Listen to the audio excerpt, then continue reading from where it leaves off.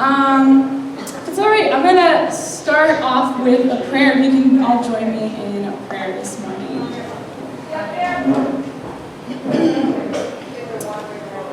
Dear beloved Heavenly Father, thank you so much for bringing us together this Sunday morning to start off our week and really reflect with you, to be with our extended family, our brothers and sisters here, to start off our week, to really think about love and understand that just as the song we're singing, that you are love and that we can embody that, Father.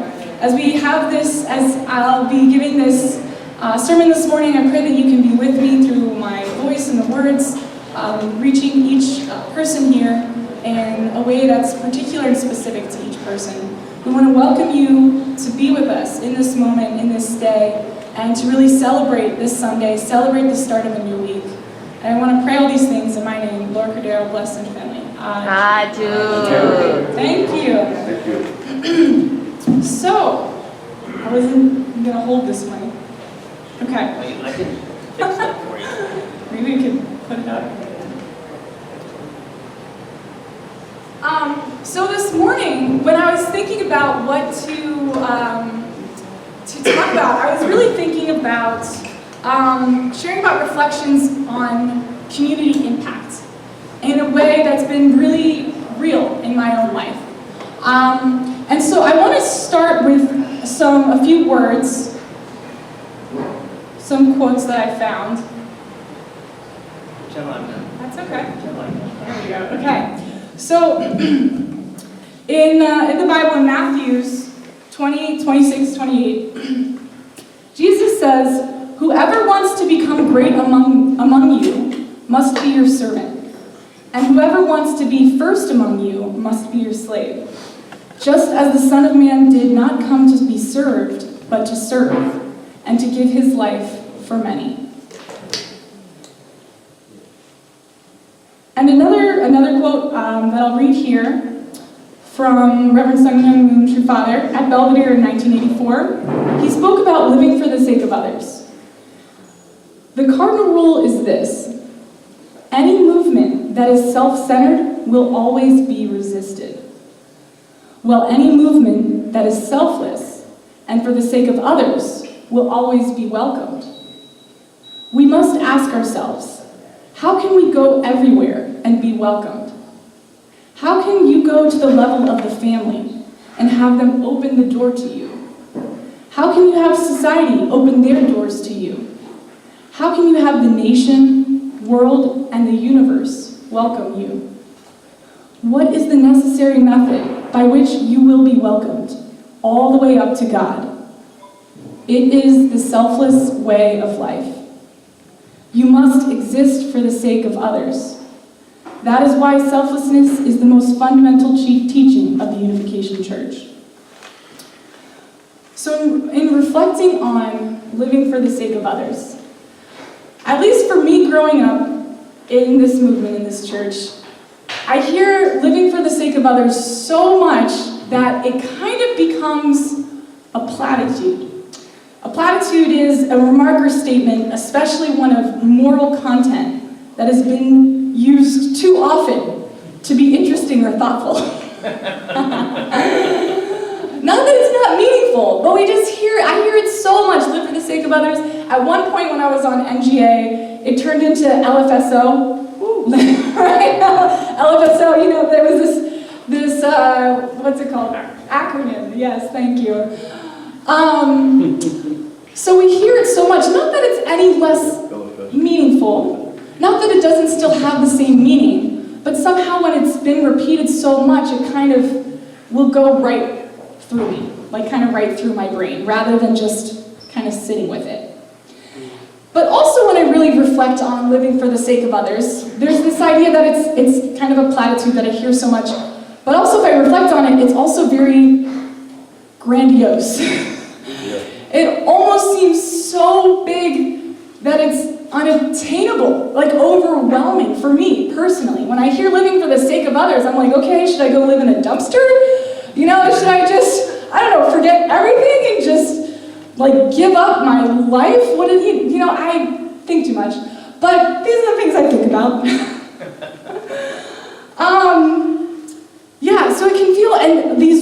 from Jesus and through True Father, it helps to give some perspective also on living for the sake of others, this idea of selflessness.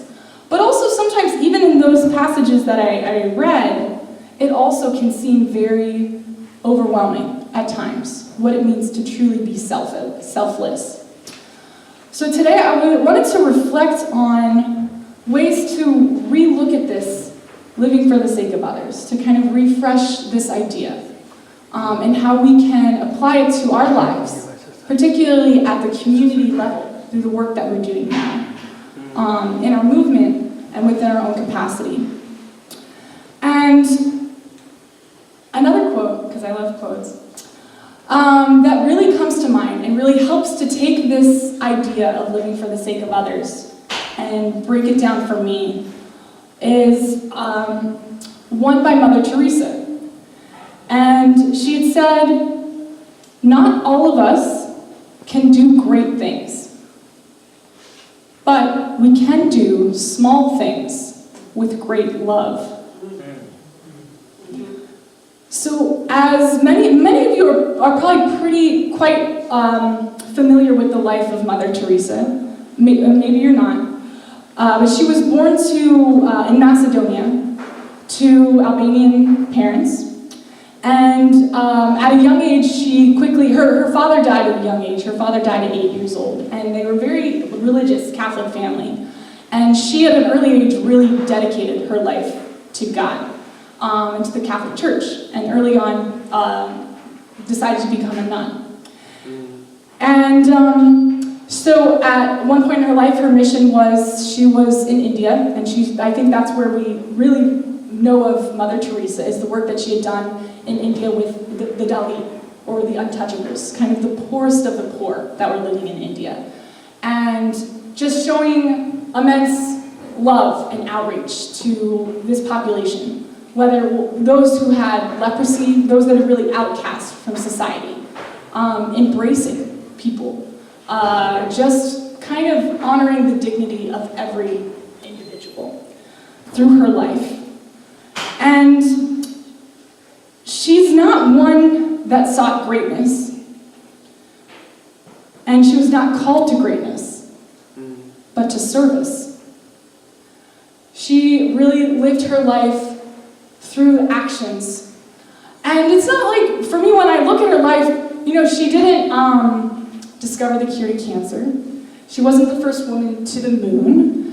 It wasn't that these grand things that she necessarily did to change the course of history, but she did change the course of history in her own way.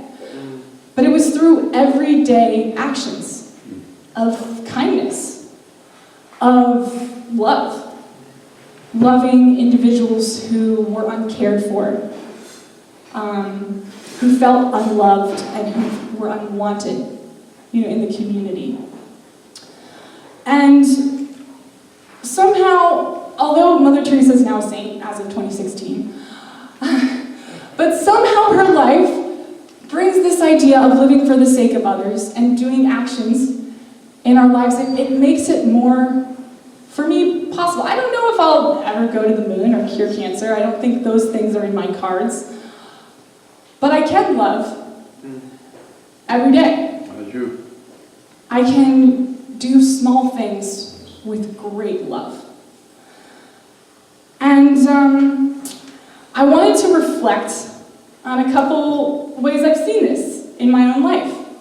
To kind of, for all of us here, as we start off our new Sunday, our new week, in what ways can we do small things with great love? And the first thing the thing I reflected on is coffee. So, I love coffee. My husband has turned me into a coffee snob, so I have really high standards for coffee. But actually, so about in 2014, Victor and I, we quit our jobs in Washington. We were living in DC and working in DC. We quit our jobs in DC so we could travel the world for a year and a half, and we did. And part of this, people are asking us, what's your purpose in traveling the world? Like, what do you want to do? Like, what was the motivation behind it? And we're kind of like, I think food and coffee. So not everybody could relate to that reason, but for us we experienced love through food and through coffee. And so we traveled, to many, at least 25 some countries during that time. And in every country we went to, we did a lot of research to find the best coffee in that city and in that country, like legit. Lots of research, because it wasn't just any coffee. We were going to get the best coffee in every place we went to. And it was through this, traveling, and there was lots of great experiences, but I remember getting coffee with Victor, and he's drinking this, and he's like, no, this is missing something. It's missing something.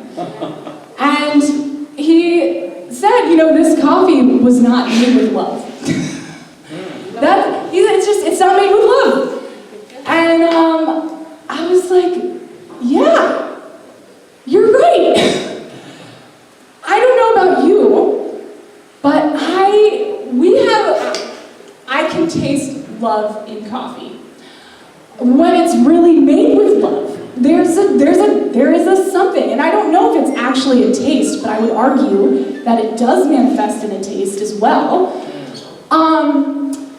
Yesterday I went to Dunkin' Donuts, and right away I knew, it's missing it. It's missing that love. It didn't quite get it, When you go to a coffee shop and they're grinding the beans, they're measuring it out perfectly, pressing it down, tamping the coffee grounds. You put it in the espresso machine. Making sure everything's clean, wiped off. Then you let the drip come out. It's a whole process.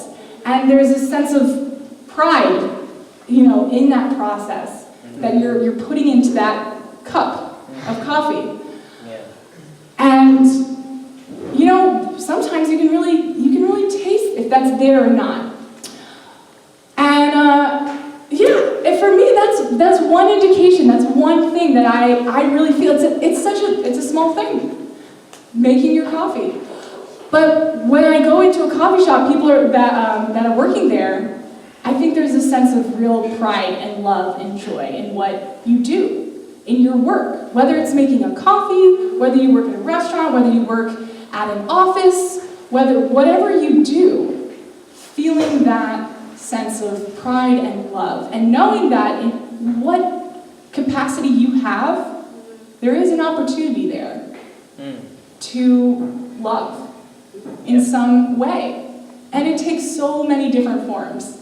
And for me, it's such an interesting thing. It can come in a form of a cup of coffee that you might have in the morning. So another way, I'm talking about do small things with great love. How I've experienced this recently is just a couple months ago, I started a new job. I'm working at after school, so I run an after school program for a university that provides after school education for 100 first and second graders at 2 different schools. And this is something that's very new to me. This is not really what I've done before. For the past 10 years, I've mostly worked in Southern and East Africa, in DC on programs in Southern and East Africa. And so coming into this after-school program, my first day was chaos.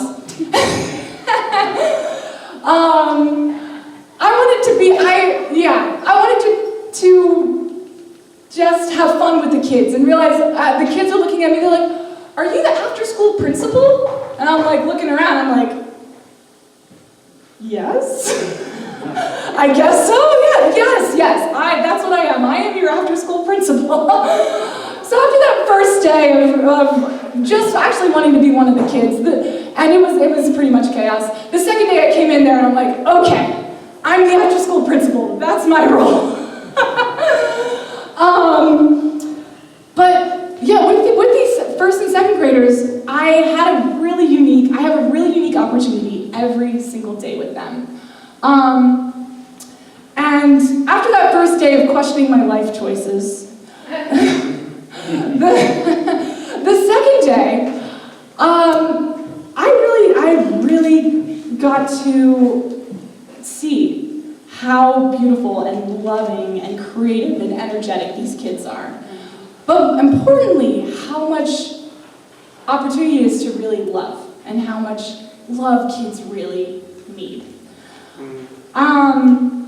And so I had one child there who I think I learned was having a lot of difficulty at home. For a couple days in a row at the after school, he came in and he would just get upset. Something small would kind of trigger him, and he would be crying a lot, hysterically, for 30 minutes or more. And it was, for all of us working there, for my employees, all of us had a very difficult time on how to kind of help him calm down. And it was a bit distressing for me to see him so upset. And one day last week, I came in, but we've been making progress, talking to him, trying to help him find coping mechanisms. I think he had a lot of anger, just a lot of anger that we saw. And one day we came in, and he got really upset and kind of lashed out at one of our staff. Maybe, I didn't see it, but maybe kind of hitting one of our staff. He got very, very angry and kind of ran out of the cafeteria. And so I ran after him, and really, with kids, I have to really get down to be eye to eye. And, one part of me is upset because I can't have the kids hitting my staff. That's an unacceptable, goes against the rules that we set out and we agreed to. But also I know he's actually in a lot of pain, this little kid. And so just taking that moment and kind of taking a step back. And rather than coming in with anger or being upset, having to ask, hey, what's going on? Are you okay? What are you thinking about today? What happened? Just asking some questions, giving him the opportunity to just talk to me and know that I'm there. And I'm listening. I don't know if anybody that day asked him how he's doing. Maybe I was the very first person who did. And we talked together, and with my position, it's sometimes a difficult position because he was in trouble. We have red slips, that kids get like 3 warnings. And I had to give him one of those because he broke one of our fundamental rules. And I told him that. He was really upset, he was crying. But I just talked to him about it. It's the action. It's not, you're not a bad person. It's the action, you can't do this, but it's okay. I know you're not going to do it tomorrow. And just kind of talking through. And surprisingly, he was able to calm down, and we got through the rest of the day. And the next day, I felt when after school started, he came up to me and gave me a big hug. Really? Wow. It was, But, and I know he's gonna, that's not the end of the story for him. Yeah. I'm not there 24/7, I'm not, and he still has things he's gonna work through, and I know him and I are still gonna be working through things together the rest of this school year. But it showed me in that moment, in the way that I can ask, how are you? I can show love. And even in the times when I have to be like, listen, that was not okay. But I love you. I still love you. I still want to know where you're coming from. And I still believe in where we're going to go together. So every day at the after-school program, I'm reminded that especially kids, but this really goes for everybody, we all really need compassion and love. We want to be understood. I think those are human attributes. And we're all seeking for that. Connection, love, compassion. And with some of these kids that are in the after-school program, the teachers selected them because they're struggling in school. And a lot of times they have very, very difficult family situations at home. And for me, it's an incredible opportunity to, in my daily life, find small ways to love, like small moments like that already exist, to just love these kids. Another thing I was reflecting on recently in some of the work that I'm doing, and when I think about do small things with great love.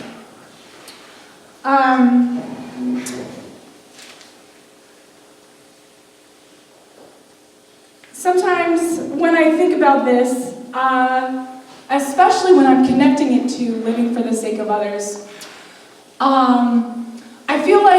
I think for many years of my life, I felt like I have to do the biggest impact in the place that has the most need. That's what living for the sake of others means. I have to, and we talk about creating channel good, creating world peace. If we're gonna do that, I gotta do the biggest bang for the buck, I gotta go all out. Honestly, I think that's, when I was in high school and I'm like, well, part of it I just want to go, anyway. But I started working in Africa because I didn't know anything about Africa in high school, really. But I was thinking, well, it seems like I could do something there, and then that's kind of the trajectory. I started studying there and volunteering there. I think in my mind it was like, well, I have to go big or go home. We have to bring about world peace, we have to help others, and it was so, this kind of trying to follow this big idea that I had to do the biggest thing and the most that I could. And it was kind of overwhelming because that's a lot of responsibility. And I think a certain amount of arrogance to think that, but a lot of responsibility. And for example, if we all just try to just do the biggest thing right now, it would kind of be chaotic if we're all just kind of dropping what we're doing and just trying to respond all the time. For example, there was recently a typhoon in Japan, October 12th. There was a really tragic typhoon there. And if it was kind of this mentality, live for the sake of others, sacrifice your life for the greater good, kind of drop everything and do whatever it takes to help others in need or whoever needs the most need. If we all everybody just kind of packed up and were like, okay, we all better go to Japan and help Japan out. If 30,000 people landed in Japan right now to help, try to put up the electric wires or help within the communities there, it would actually be incredibly chaotic. It would actually maybe not be so helpful. It could be harmful, getting in the way. Even when Dominican Republic, they had the what was it?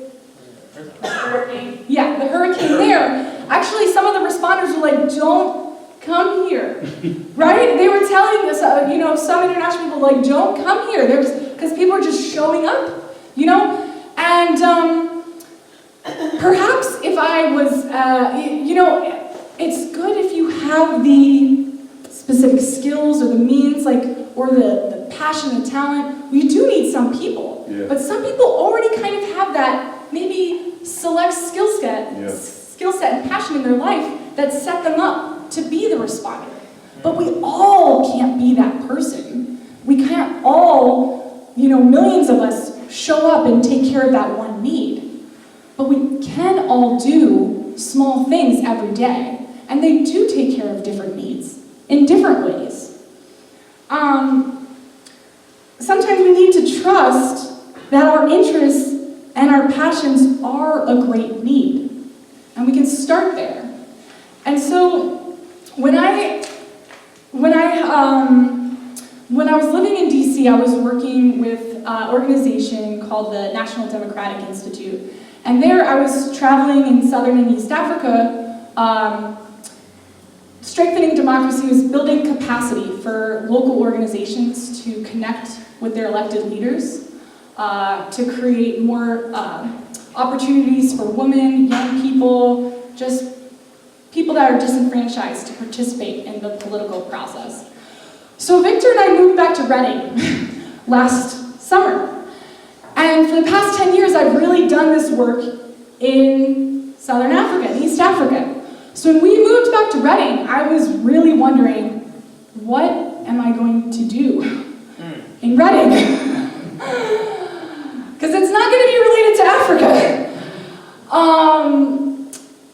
Yeah, I was really kind of at a loss. I felt called to be in Reading, but I really didn't know why or what for yet.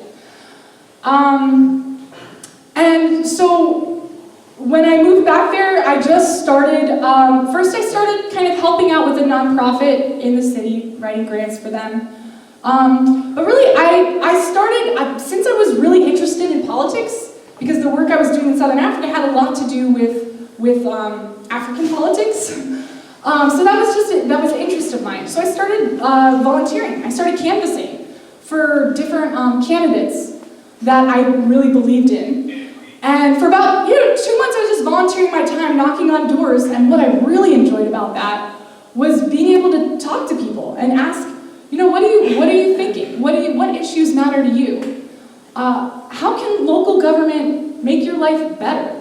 These questions that a lot of people living in their homes don't get asked, and really just learning and listening and having conversations with people about their community and what matters in their community. And it was really interesting to me. I did that for a couple months, just kind of occasionally volunteering my time, learning about the community. And from there, it was kind of, for me, a way to care about people, to love and to listen in those interactions. And also to love my community, to moving into Reading for the first time in 12 years, I really felt like I didn't know the city anymore. Even though I grew up there, I didn't really feel a part of it anymore. So in a way, it was like I was just relearning what this city is about. What are people's hopes? What are people's challenges in our city now? And from those conversations, I just started having a discussion with friends about challenges we saw in the city of Reading. That a lot of the civic education, voter education, we had a really important election that just happened. It happened in May. It was for our mayor for Reading. And this was incredibly, incredibly important about really the direction of where our city would go. And with friends, we just felt like our city is 70% Latino. I think about 60% speak Spanish, but there's no voter education that's offered in Spanish at all. And it was really, friends and I were just mad. We were really frustrated about this. But we talked about it. Actually we talked about this, what that meant for a city, what was lacking, and learning from other community members. For another couple months, just kind of talking and learning, listening to what people wanted, or what people felt like they weren't hearing from the candidates with this election coming up. And from there, we actually started, this group came together. Others started being interested in that conversation, in that discussion about how do we create a new way of providing education for our city. And we called ourselves eventually Una Voz Un Voto, one voice, one vote. Because more people kept showing up at these discussions and these meetings that we were having on this issue, kind of attracted to that conversation. And we started organizing a forum that would be offered in Spanish and English, the only one that our city had so far.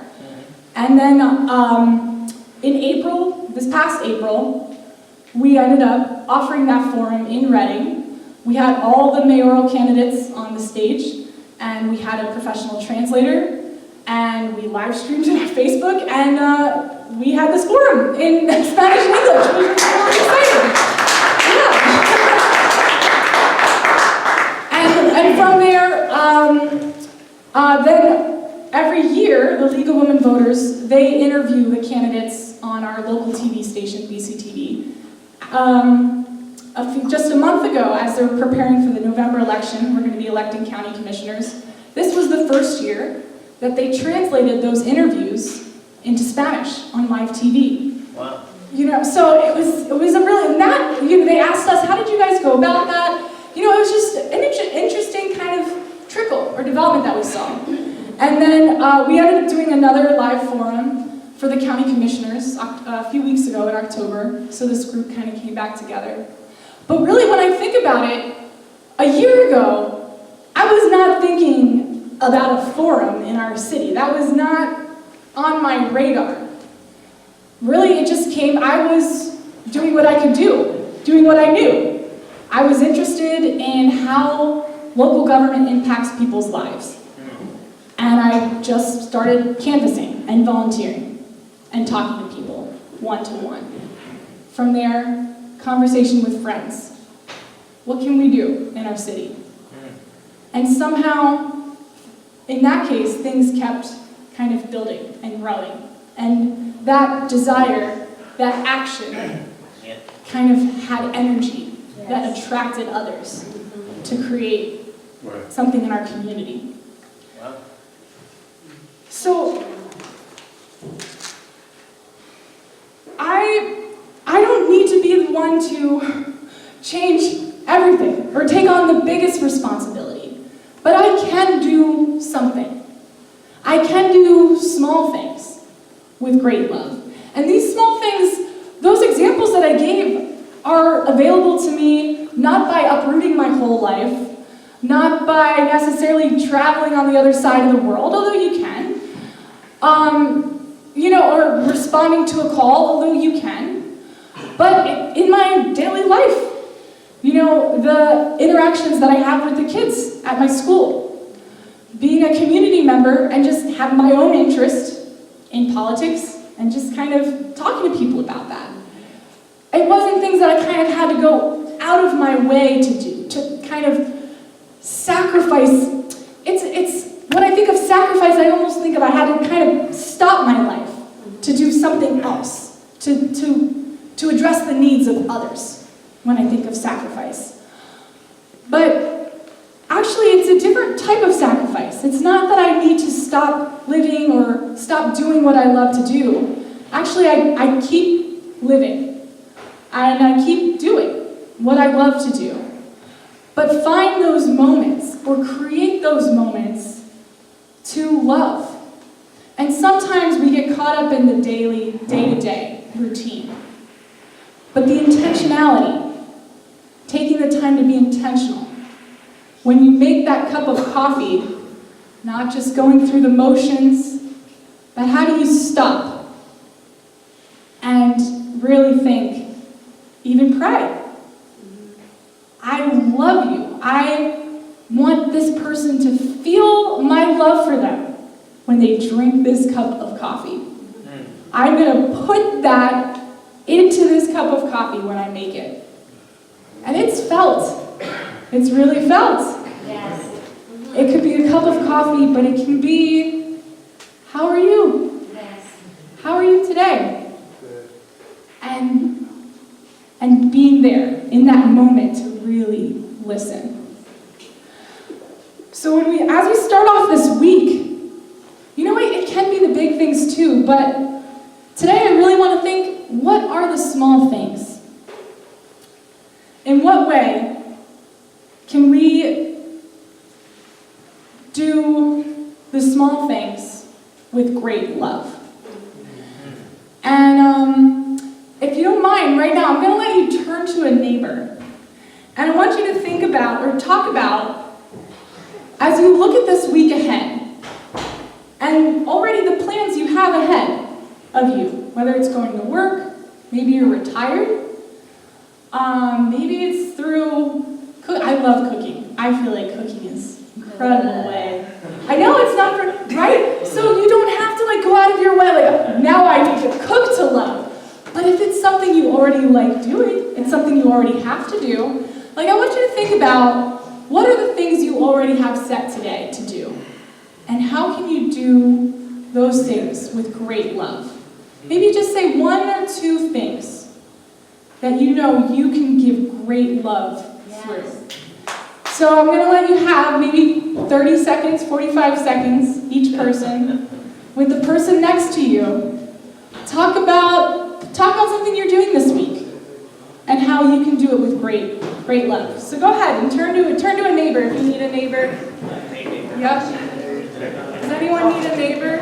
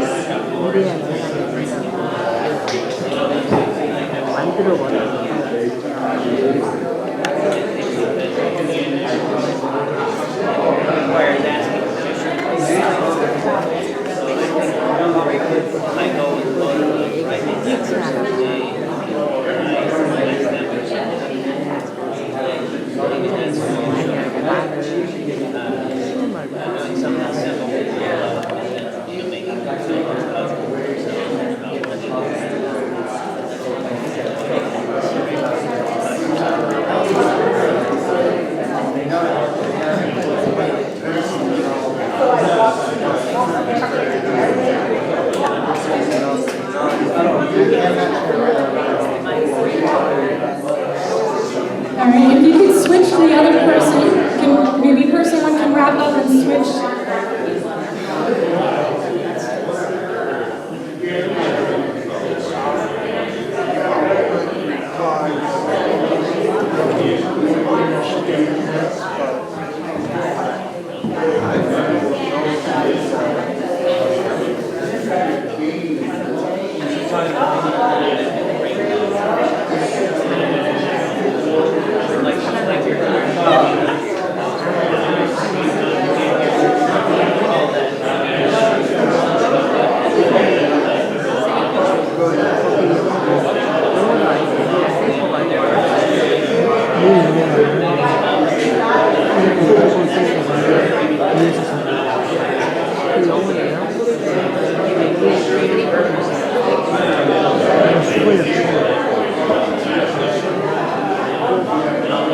Alright, you can start wrapping up.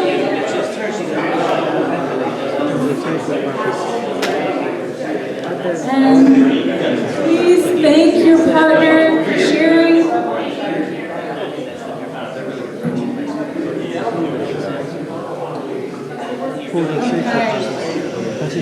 So it seems like you guys have a lot of ideas.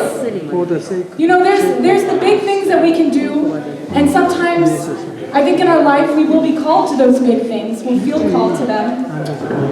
But every day there are those opportunities, and we can create those opportunities. In living for the sake of others, remember, you are the only true embodiment of God as you are. There is no one like you now or before or in the future. There's only you that's reflecting God the way you do, that loves the way you do. And that's enough. Yeah. Your great gift is your unique ability to love in a way that no one else can.